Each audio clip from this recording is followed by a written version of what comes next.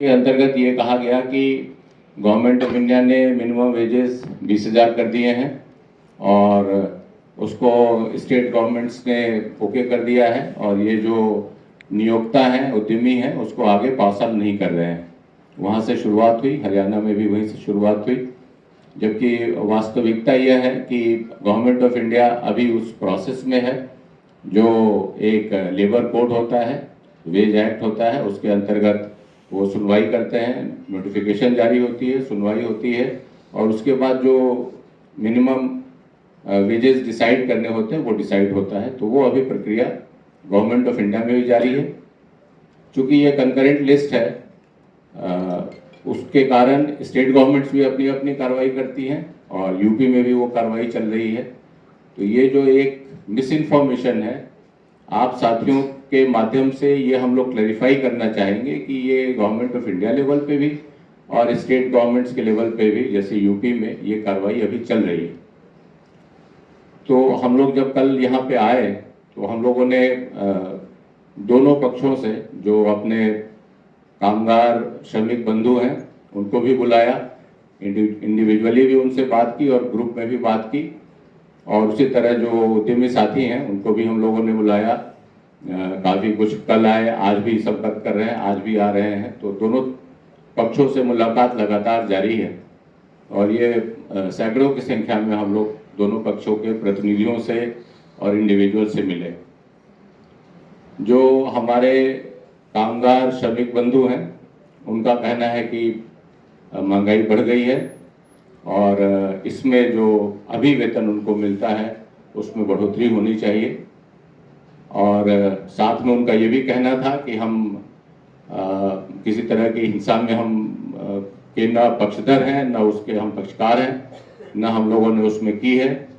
जो भी इस तरह के उपद्रव हुए हैं वो बाहरी तत्वों ने किया है और इनफैक्ट उनका कहना है कि हमारी तो रोजी रोटी है, हमारी यूनिट माँ स्वरूपा है, हम अपने गांव से, प्रदेश से, दूर से आए हैं और यहाँ रह रहे हैं, इतने वर्षों से रह रहे हैं और हमें पता है कि यूनिट के उत्थान में, बढ़ोतरी में हम सभी का भला है और हम कभी नहीं चाहेंगे कि यूनिट को कोई मतलब वहाँ पे कोई दिक्कत हो, किसी तरह का वहाँ की तोड़फोड़ हो या यूनिट बंद हो। ये बहुत क्लियर है। और उनका ये भी कहना है कि जो बाहरी तत्व हैं उनमें से कुछ तो आइडेंटिफाइड है, कुछ को हम लोगों ने बताया भी है और लोकल एडमिनिस्ट्रेशन उस पर काम भी कर रहा है। तो ये तो श्रमिक बंधुओं का पक्ष हुआ। जो उद्यमी हैं, नियोक्ता हैं, उनका कहना है कि ये टाइम्स हमारे लिए भी स्ट्रेसफुल है। जो गल्फ वॉर है उसके कारण रॉ मटेरियल्स के दाम उनके लिए भी बढ़े हैं और जो उनके ऑर्डर्स हैं, चाहे वो एक्सपोर्ट के हों या फर्दर सप्लाईज के हों, उनमें भी कहीं कहीं कटौती हुई है या टाइम से डिलेड हैं और उनके लिए भी ये ट्राइंग टाइम्स है, स्ट्रेसफुल टाइम्स है। तो ऐसे में उनका भी ध्यान रखा जाना चाहिए। मार्जिन्स उनके ऑलरेडी थिन थे और इस पर असर नहीं पड़ना चाहिए, क्योंकि अगर वो विपरीत रूप से प्रभावित होंगे तो फिर सभी प्रभावित होंगे, श्रमिक साथी भी प्रभावित होंगे। तो ये उनका पक्ष था।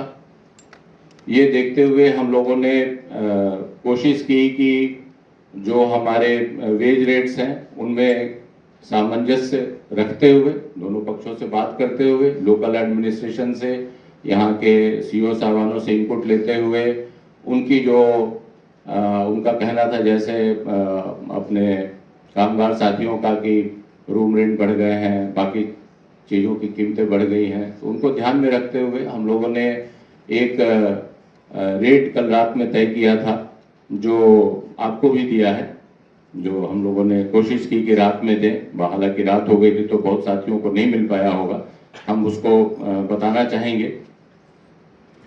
हम लोगों ने ये कोशिश की है कि वैसे आज तक पूरे प्रदेश के लिए एक फ्लैट रेट होता था मिनिमम वेजेस का, और आप सभी अवगत हैं और हमारे नियोक्ता साथी भी अवगत हैं, हमारे जो कामगार श्रमिक बंधु हैं वो भी अवगत हैं कि कॉस्ट ऑफ लिविंग अलग अलग होती है। जो दिल्ली में है वो कॉस्ट ऑफ लिविंग गुड़गांव में है या फरीदाबाद में है उससे अलग है, नोएडा में है, गाजियाबाद में है, कॉस्ट ऑफ लिविंग यहाँ की अलग है।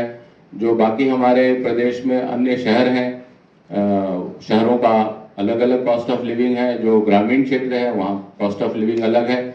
तो एक अगर हम वेज रेट रखते हैं, मिनिमम वेज रेट, ये तो मिनिमम की हम बात कर रहे हैं, बाकी तो नियोक्ता अपने इस तरह से अपने सामर्थ्य के अनुसार इससे ज़्यादा देते हैं, तो हम लोग मिनिमम एक फ्लोर रेट की बात कर रहे हैं। तो हम लोगों ने कोशिश की है कि उसमें हम डिफरेंशिएट करें ताकि कॉस्ट ऑफ लिविंग के अनुसार शहरों का अलग हो, ग्रामीण क्षेत्र का अलग हो, एनसीआर रीजन का अलग हो, बाकी म्यूनिसिपल एरियाज का अलग हो। तो मैं आपके सामने ये रखना चाहूँगा कि जो 3 कैटेगरी के जो हमारे कैटेगरीज हैं श्रमिक बंधुओं के लिए, अकुशल, जो अनस्किल्ड है, अर्धकुशल, जो सेमी स्किल्ड है, और कुशल जो स्किल्ड है। तो अभी तक जो अकुशल श्रेणी थी उसमें 11,313 का मिनिमम वेज रेट था, जिसको हम लोगों ने, कमेटी ने रिकमेंड किया है कि 13,690 इसको किया जाए। ये मैं अकुशल की बात कर रहा हूँ, अनस्किल्ड की बात कर रहा हूँ। 13,690 ये गौतम बुद्ध नगर और गाजियाबाद के लिए रेट था, ये जो हम लोगों ने रिकमेंड किया है।